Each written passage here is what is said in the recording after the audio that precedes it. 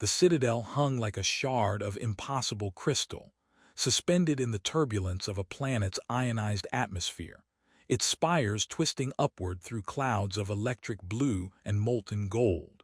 The Dragon Emperor had ruled here for centuries, a presence so vast that even the sun seemed to shrink beneath the weight of his gaze.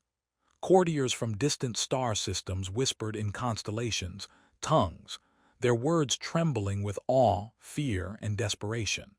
They had traveled light years aboard vessels carved from neutronium and dark matter, each bearing gifts crafted to astound a god. Some carried cores of collapsing stars, others the distilled whispers of extinct galaxies, instruments capable of bending time itself to the will of their masters. Yet every offering was met with the same silence, the same slow, disdainful blink from eyes older than the first planets.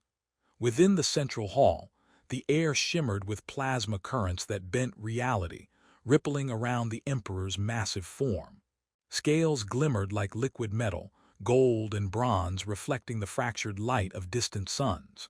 His wings, folded like great shadows, stretched beyond the walls, their edges faintly sparking where the void touched his flesh. The floor of the hall was etched with the map of countless conquered systems, yet even that did not move him. When emissaries prostrated themselves, presenting devices of unimaginable complexity, the Emperor merely inclined his head slightly, an almost imperceptible motion that carried the weight of centuries.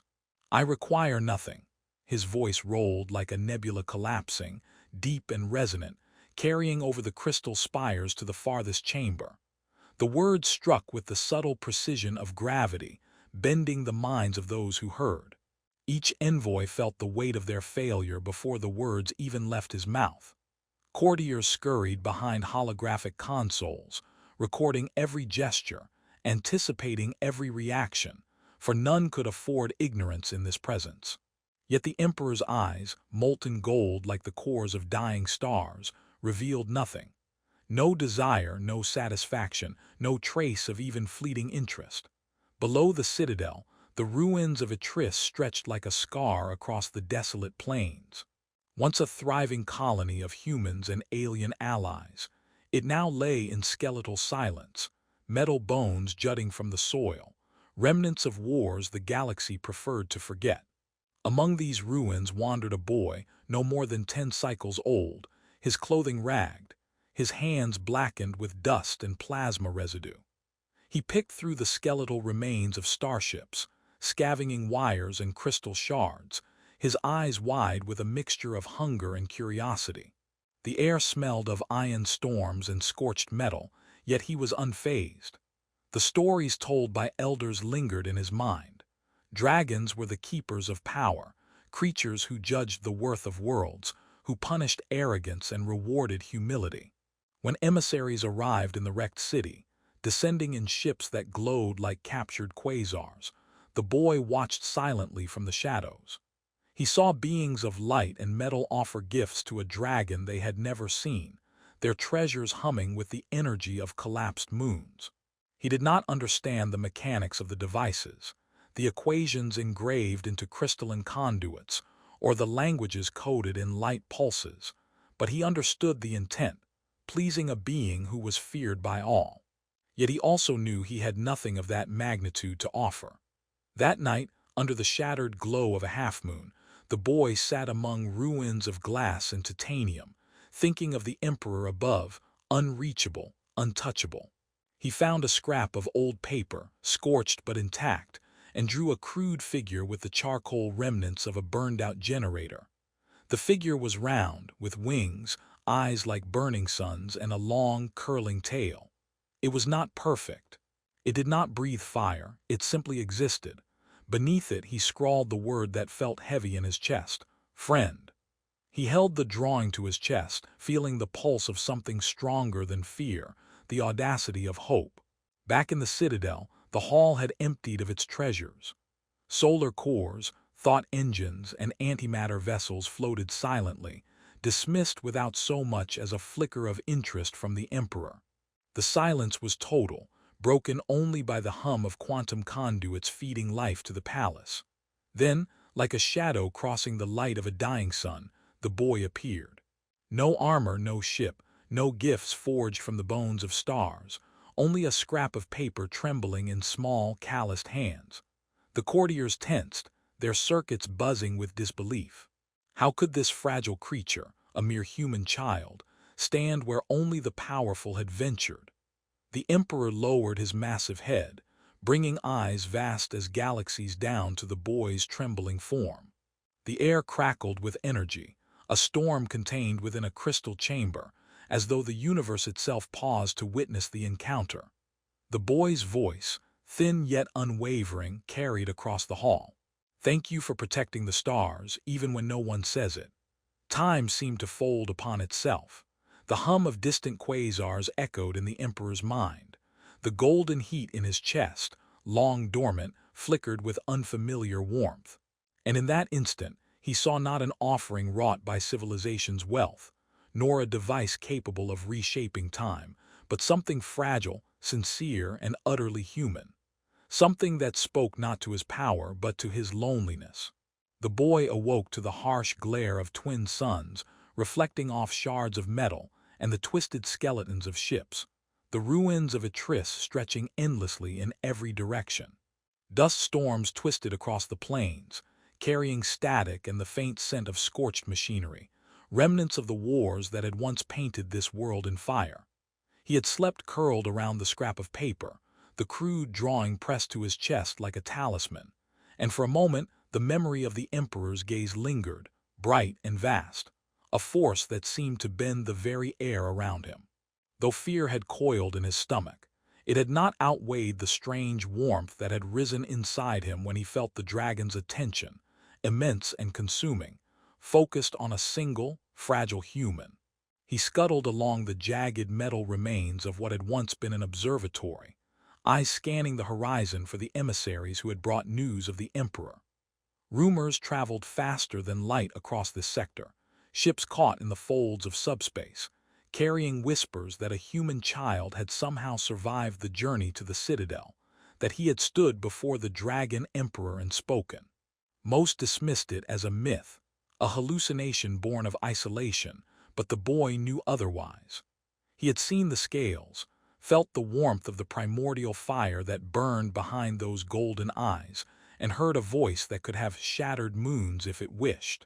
The ruins themselves seemed alive in response to his thoughts. Cracked panels hummed with residual energy, circuits half destroyed but still singing in pulses that resonated through the boy's bones. He reached for a fractured console, fingers brushing against a key that sparked faintly, and he imagined the worlds that the emperor watched from his perch above. He pictured star systems spinning, civilizations growing and falling, and the slow, patient hand of the dragon tracing their paths. He realized that this being, colossal and timeless, had seen more than any human mind could comprehend. And yet, somehow, the emperor had paused long enough to notice a single, crude drawing, a human act of fragile sincerity. Night came swiftly, and the twin moons rose over the jagged horizon, one of them cracked like a frozen wound, the other shining silver and pale, reflecting the debris-strewn surface. The boy's mind wandered to the stories told by those long gone, fragments of myth stored in burned-out databanks and the faint memories of his ancestors. Dragons were not merely creatures of power. They were keepers, observers, judges. They understood things beyond comprehension, weighed intention against consequence, and wielded their might to protect or to destroy. But he had offered nothing but a simple word, a gesture stripped of technology or wealth, and it had reached across the vast gulf separating human and God. The notion unsettled him with its weight.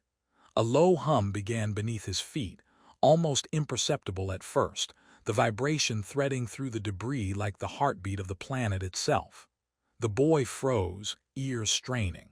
From the haze of the ruined city, a shimmering figure emerged, an emissary dispatched by the emperor, cloaked in fields of refracted light, its form constantly shifting, neither entirely solid nor fully spectral.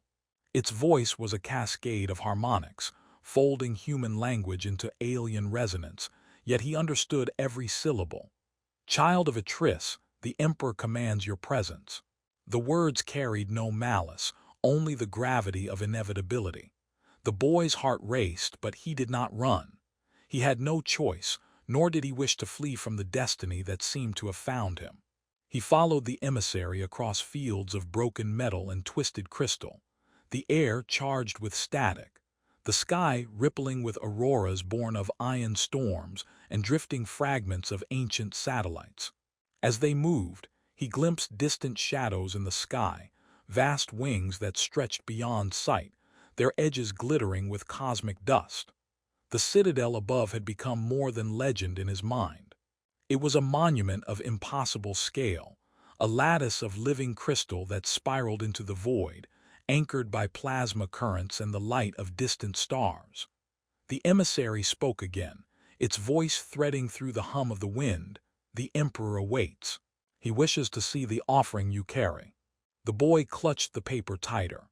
It was fragile, blackened at the edges from the fires of Atris, lines smudged and uneven, yet it contained the essence of what he felt. A simple act of gratitude, the purity of a human heart in a universe that had forgotten small kindnesses. As the citadel's spires came into view, bending and fracturing the light around them, the boy felt a strange connection. The scales of the Emperor, the vastness of his presence, and the endless corridors of the Crystal Palace seemed distant, almost unreal, until he realized that the act of creation, even a simple one, could reach across impossibility itself. He entered the chamber, the air vibrating with energy so potent it pressed against his chest. Crystalline walls pulsed with the memory of stars, and every step echoed through the void like a signal broadcast across the galaxy. The Emperor was there, coiled upon a dais of living metal, wings folded but still enormous, scales glittering with the light of collapsed suns. His eyes, molten and ancient, regarded the boy without judgment, simply absorbing the presence of one so fragile standing before one so immense. The boy extended his hand, holding the drawing high. The silence in the hall was absolute, broken only by the soft crackle of energy dancing across the walls. "Friend," he whispered, the single word trembling like a pulse of life in the cosmic stillness. For the first time in countless cycles, the Emperor's gaze lingered in a way that was not dismissive. Time seemed to slow, the stars outside the palace flickering in rhythm with the dragon's attention. The boy felt the warmth of an ancient fire, not the destructive heat of power, but something older, quieter. Acknowledgement, curiosity, perhaps even the faintest echo of emotion.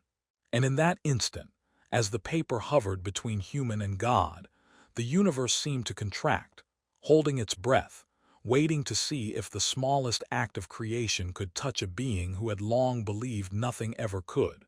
The hall had emptied of treasures, yet it still hummed with the residual energy of offerings that had been rejected.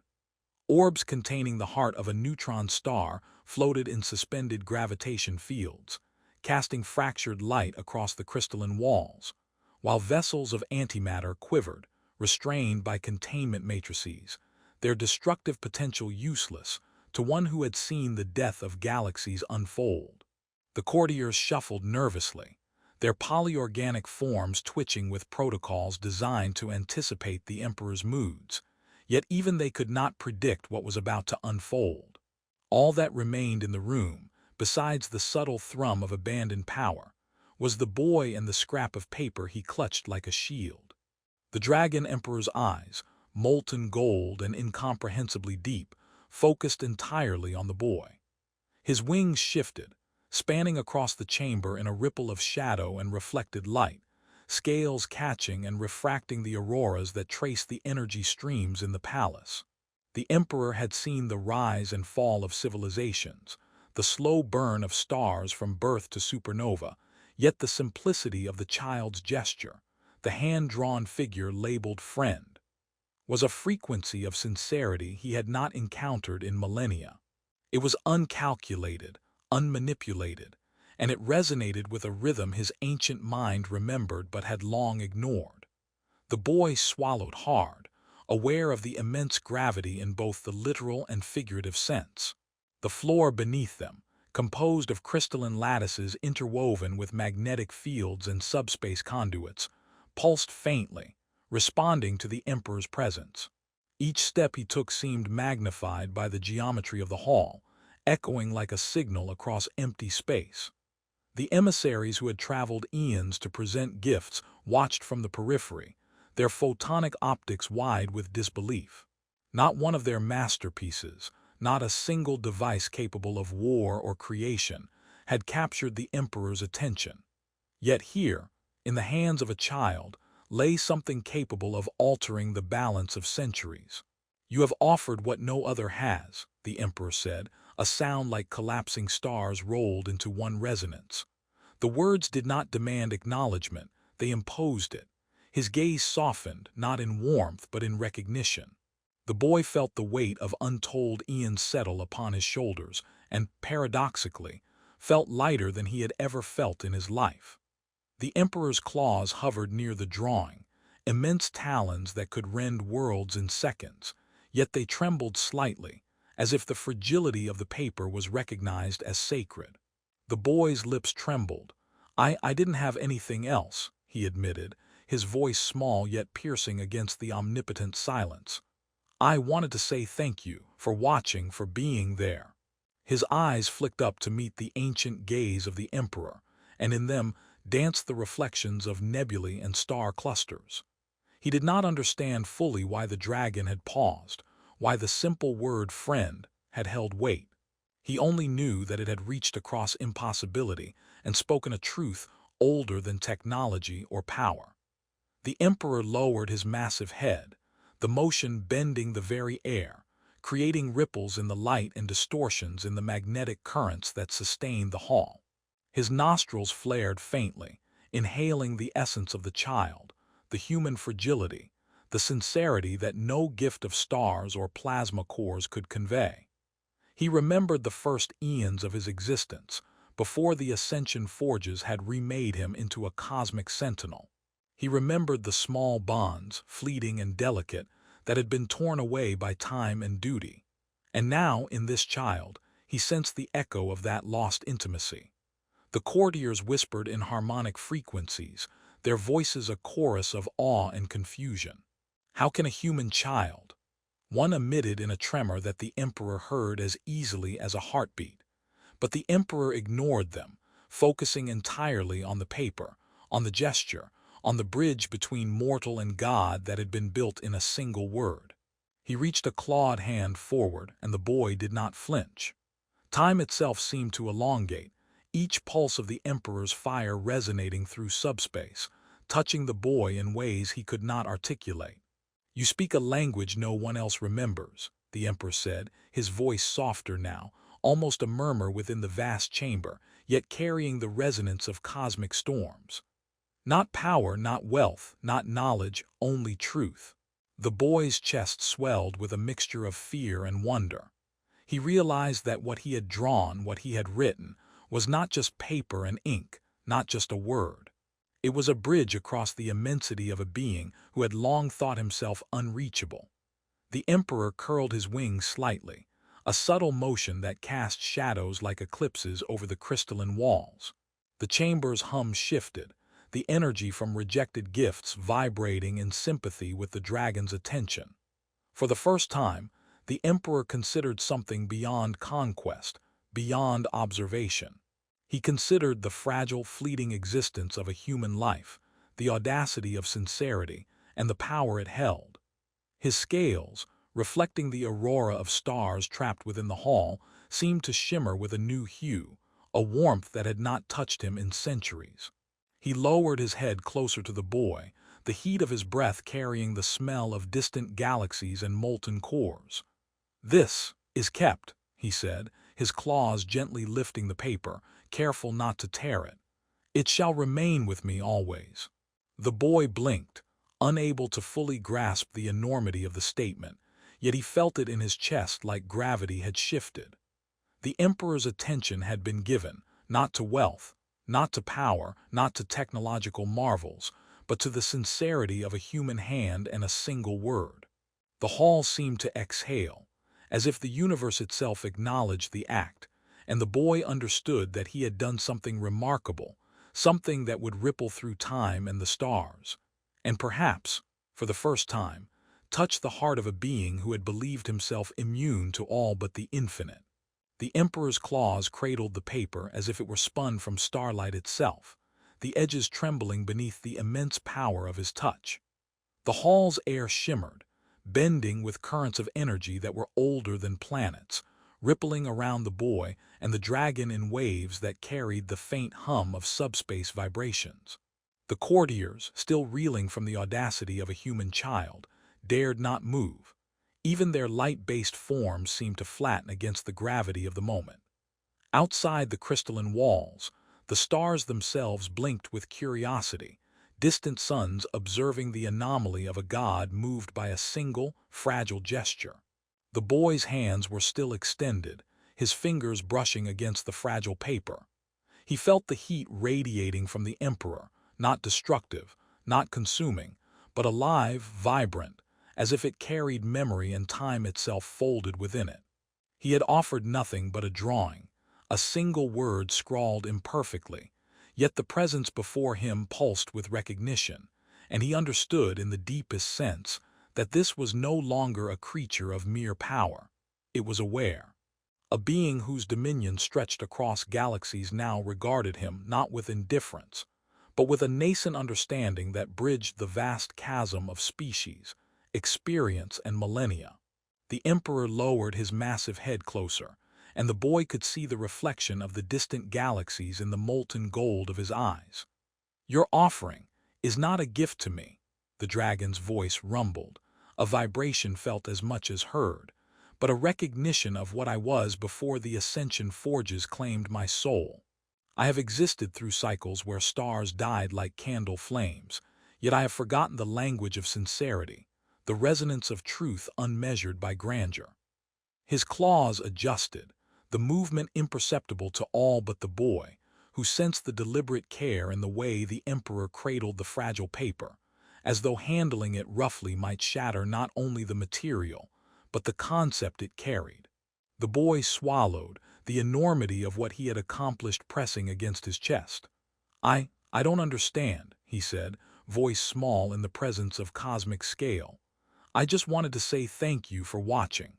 His words were simple, but they carried the weight of every world that had suffered, every star that had burned, every being that had felt forgotten in the vastness of space. The Emperor's eyes softened slightly, the molten gold flickering like the heart of a collapsing sun.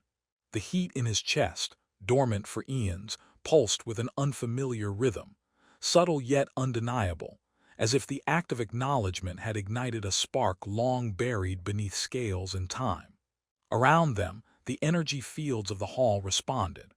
Orbs that had once contained miniature supernovae quivered and emitted faint pulses, their brilliance muted by the singular focus of the Emperor's attention. Light-born emissaries from countless worlds froze mid-step, caught between awe and disbelief, their thought processors attempting to calculate what even the most advanced algorithms could not predict. The effect of unadulterated sincerity on a being whose existence had been defined by the observation of civilizations rather than connection with them. The Emperor spoke again, each word a resonance through space and the very substructure of the citadel. "I will keep this, not for your skill, nor your cleverness, nor your understanding, only for the truth it carries. This word, this gesture, anchors me to something I thought lost forever. The memory of being seen, of being acknowledged, even when no one else dared." His wings, vast and coiled, shifted slightly, casting shadows that danced across the walls like eclipsing stars. The dragon's heat, tempered now by a strange gentleness, washed over the boy like solar wind filtered through crystalline lattices. The boy lowered the paper slightly, curiosity overtaking his fear. "Will it change you?" he asked, voice trembling. The Emperor's gaze lingered on him, a slow, almost imperceptible nod accompanying the response. "It has already begun," he said. "I am remembering what it means to care beyond dominion, beyond calculation, beyond necessity. to see the small and fragile, and to recognize the worth of it not for its power, but for itself. Your gesture is a prism, refracting the essence of life itself into a frequency I had long forgotten. The hall vibrated with subtle resonance, the accumulated energies of rejected gifts and cosmic phenomena shifting in response to the newfound attention. Crystalline walls pulsed gently, the lights of distant quasars and nebulae trapped within the structure flaring in soft echoes. The Emperor extended a claw, more slowly than it seemed possible for such massive power, and touched the corner of the paper.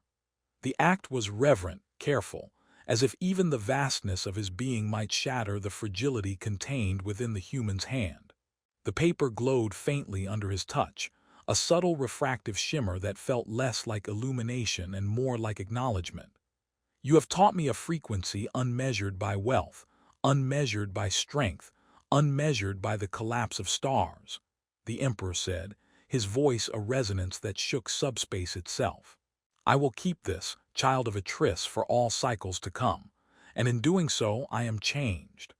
The boy blinked, feeling the immensity of the statement press upon him, yet understanding instinctively that this change was neither immediate nor superficial. It would ripple through the corridors of time, through the Emperor's dominion, through the countless worlds that had feared and revered him. It was a transformation seeded by sincerity, fragile yet unyielding, and it began in the unlikeliest of ways. A single word, a hand-drawn figure, and a human heart brave enough to reach across impossibility. The Emperor withdrew his claw, letting the paper float slightly before him, suspended in energy fields that bent around the force of his presence. He gazed at the boy, not as a creature to be feared or a subject to be ruled, but as a witness, a participant in an act that had rekindled something older than the galaxy itself. Outside the hall, the stars seemed to blink in recognition, distant worlds feeling a subtle shift in the cosmic balance. And in that moment, the boy understood, without fully knowing how, that the smallest act of honesty and gratitude could reach a being whose life had long been measured by power alone, and in doing so, could alter the currents of eternity itself. Time shifted differently around the Emperor after that day. The crystalline halls of the Citadel pulsed with a gentler rhythm, as if the act of acknowledgement had altered the flow of energy itself. Orbs that had contained miniature supernovae now floated inert, their destructive brilliance muted, replaced by a quiet resonance that harmonized with the dragon's presence. The courtiers noticed subtle changes in protocol and in attitude. Directives that had once carried the absolute weight of life and death now seemed tempered with patience, calculated with a curiosity previously absent. Across the empire, systems long neglected began to see new attention, resource flows recalibrated not by demand, but by a strange sense of stewardship emanating from the Emperor himself. The boy had returned to Atris, yet the memory of the Citadel and the immense eyes of the Emperor lingered within him. Nights were filled with dreams of vast wings spanning galaxies, of molten scales reflecting starlight, and of a paper drawing that had survived the enormity of a god's presence.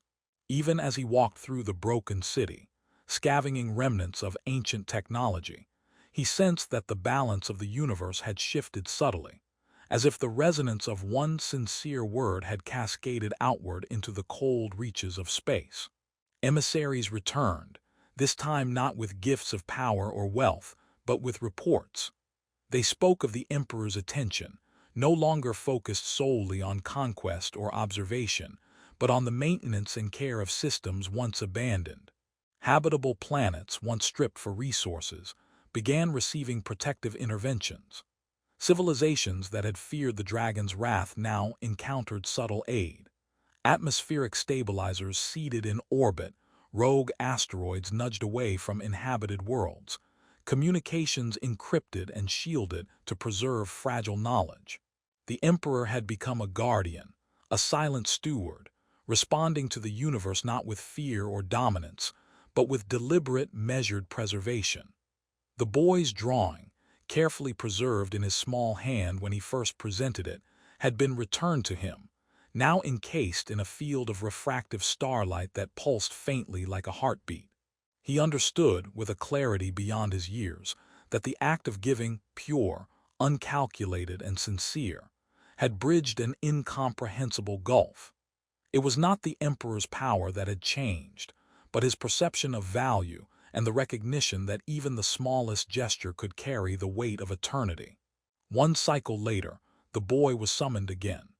The emissary who had first guided him through the citadel arrived in a tris, materializing with a cascade of light and refracted energy. "The Emperor wishes to see you," it said, voice harmonics vibrating with subspace resonance. The boy, heart steady despite the vastness of what awaited, followed. He carried no gifts, only the memory of a drawing and a word that had altered the course of a god's existence. The journey upward was faster than light, yet slower than thought. The citadel's plasma elevators twisted and bent, following conduits of energy that existed outside conventional spacetime. The boy felt the pull of gravitational currents folded through subspace, his mind struggling to comprehend the immensity of distance traversed in an instant. Upon arrival, the Emperor awaited, coiled upon his dais, wings relaxed but still vast, scales catching the light of trapped stars and bending it into impossible geometries. "You have returned," the dragon's voice rolled like a stellar wind, resonant and calm. "Not because I commanded it, but because you chose to witness what your gesture began." The boy extended the drawing, now encased in protective energy.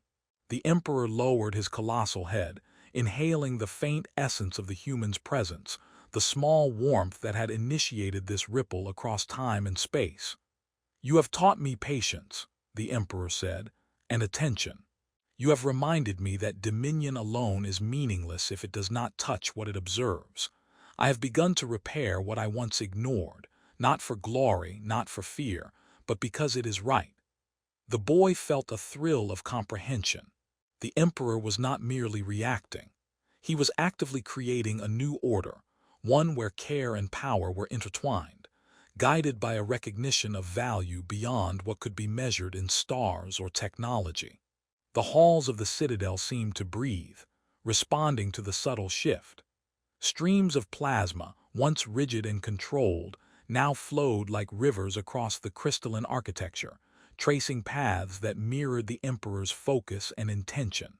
Devices of unimaginable complexity, once idle, were activated to serve the purpose of preservation rather than annihilation.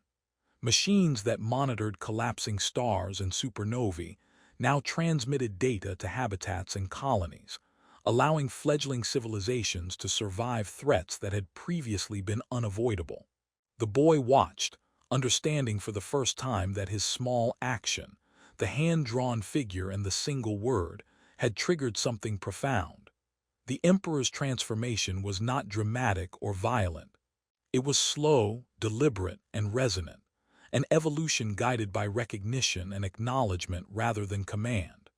In that moment, standing in the heart of a citadel suspended above worlds, the boy realized the scale of impact that sincerity and courage could have, even against a backdrop of cosmic magnitude. The Emperor's gaze softened once more, molten gold reflecting both distant galaxies and the fragile light of human intention. "You have given me something I did not know I needed," the Emperor murmured. "I am learning what it means to care, to act beyond inevitability. This will extend to all I oversee." The boy nodded, understanding that the gesture had not merely changed the Emperor, but had begun to reshape the balance of countless worlds. Outside the walls, the stars seemed to pulse in acknowledgement, and the boy felt the quiet satisfaction of one small act reverberating across eternity, carrying with it the power to alter the course of civilizations and the heart of a being older than time itself. Centuries passed, though for the Emperor, time was less a measure of years and more a rhythm of events, pulses of stars, and the slow unfolding of galaxies. The boy had grown, his childhood a fleeting moment compared to the expanses of cosmic history, yet the memory of the hand-drawn figure and the single word "friend" remained vivid, preserved not in flesh but in the very resonance of the Emperor's presence. Across the citadel, the halls of crystal and plasma continued to hum, but the tone had shifted entirely.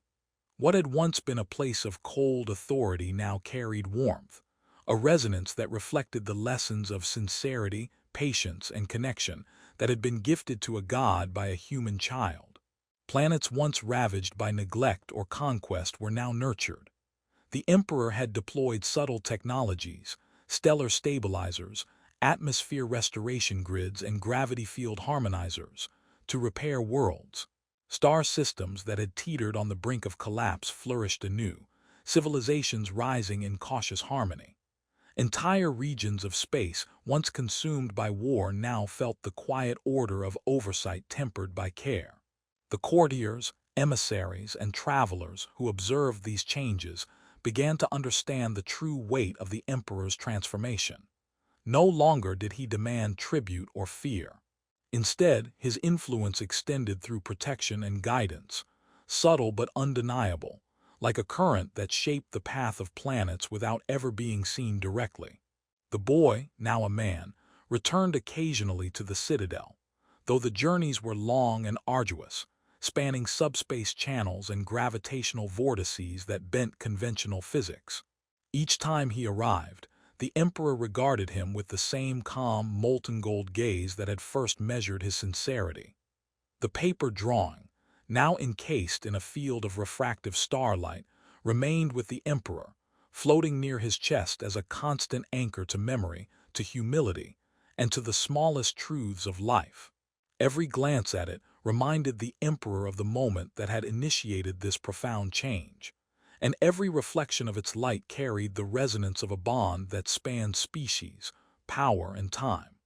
On one cycle, the man noticed subtle new elements in the Emperor's behavior. He observed the dragon adjusting the orbits of satellites not for observation, but to prevent collisions that could destroy fledgling colonies. He witnessed interventions in interstellar weather patterns, carefully calculated to restore balance to ecosystems without overriding natural processes. Even the most technologically advanced civilizations felt the gentle hand of the Emperor's guardianship, as if the cosmic force of one being could, through deliberate action, guide countless worlds toward stability without infringing upon their autonomy. The man realized that his small act, the word friend, and the gesture of gratitude, had not simply changed the Emperor. It had reshaped the fabric of the empire he oversaw, creating a ripple of compassion that spread across the stars. Despite these grand interventions, the Emperor remained contemplative, introspective. He often withdrew to chambers deep within the citadel, where time flowed differently, where the energy of collapsed stars and distant quasars coalesced into pools of reflection. There he would gaze upon the drawing, tracing its lines with the tip of a claw that could crush moons. He did not merely see the figure of a dragon. He saw the embodiment of trust, of recognition, of connection beyond power and dominion. In those quiet moments, the Emperor felt something he had not experienced in eons, a profound sense of purpose beyond conquest, a resonance of legacy built not on fear, but on care. The man observed that the Emperor's transformation had also altered the courtiers and emissaries. They now spoke of protection, of stewardship, of interventions designed to preserve life and knowledge rather than dominate. The laws of the empire shifted imperceptibly. Subtle changes in resource distribution, trade, and exploration, ensuring that civilizations thrived rather than merely survived. Entire fleets once devoted to conquest now became guardians of space lanes and orbital stability. The ripple of one human act had extended outward to touch countless beings, cultures, and stars. At the Citadel's zenith, where plasma streams traced impossible geometries and subspace currents bent the light of distant nebulae, the Emperor unfurled his wings one last time for the man. The gesture was neither aggressive nor commanding. It was a demonstration of trust, an acknowledgement of the shared history between mortal and God. "You have given me a gift no civilization could offer," the Emperor said, voice rolling like distant supernovae, and through it, the universe itself has learned the value of small truths. The man bowed, feeling the enormity of a lifetime condensed into this one exchange. He understood that while he had offered a simple gesture, its resonance had grown, intertwining with the cosmic order itself, leaving a legacy neither human nor dragon could have imagined alone. As the man departed the citadel for the final time, he looked back and saw the Emperor's gaze lingering on the drawing, the tiny spark of human sincerity suspended amidst cosmic power. Across the vastness of space, stars pulsed faintly in response, as if echoing the subtle harmony now embedded in the universe. Worlds thrived, civilizations flourished, and the balance of life and matter shifted toward preservation rather than destruction. The Emperor remained, timeless and vigilant, transformed by a gesture that had seemed insignificant to anyone else, a reminder that even the smallest act of truth and gratitude can ripple across the cosmos, leaving an indelible mark on eternity itself. And so, across the eons, the Dragon Emperor kept the drawing close, a constant beacon of connection and humility. He ruled not with fear, not with power alone, but with care tempered by awareness, a presence that nurtured rather than dominated. The human child who had once stood in awe before the vastness of his being had grown into a legend, known throughout the empire as the one who reminded a god of friendship, sincerity, and the enduring impact of small, courageous acts. The universe continued to turn, the stars continued to shine, and in the heart of a being older than time itself, a simple word, friend, echoed eternally, shaping destinies, mending worlds, and preserving the fragile beauty of life in every corner of existence.